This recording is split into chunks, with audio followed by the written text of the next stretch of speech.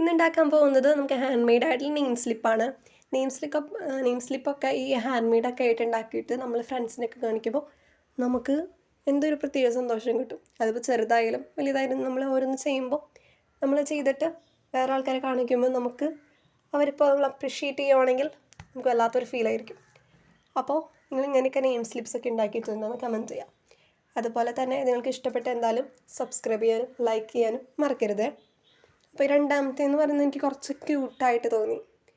ഈ പിക്ക് എന്താണെന്ന് ചോദിച്ചാൽ എനിക്കറിയാൻ പാടില്ല, പെട്ടെന്ന് ഇങ്ങനെ വന്നു മൈൻഡിൽ, അപ്പോൾ ഞാനത് വരച്ചു, അത്രേ ഉള്ളൂ. ആൻഡ് മൂന്നാമത്തെ നെയിം സ്ലിപ്പ് എന്ന് പറയുന്നത് കുറച്ച് മിനിമലായിട്ടാണ് ഞാൻ അവിടെ വരച്ചേക്കുന്നത്. അധികം പ്രത്യേകിച്ച് പിക്ചേഴ്സൊന്നും അതിൽ ചെയ്തിട്ടില്ല.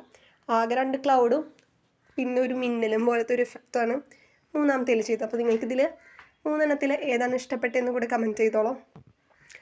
അതുപോലെ തന്നെ ട്രൈ ചെയ്യുവാണെങ്കിൽ എന്നാലും കമ്മ്യൂണിറ്റിയിൽ പോസ്റ്റ് ചെയ്യാനും മറക്കരുത്.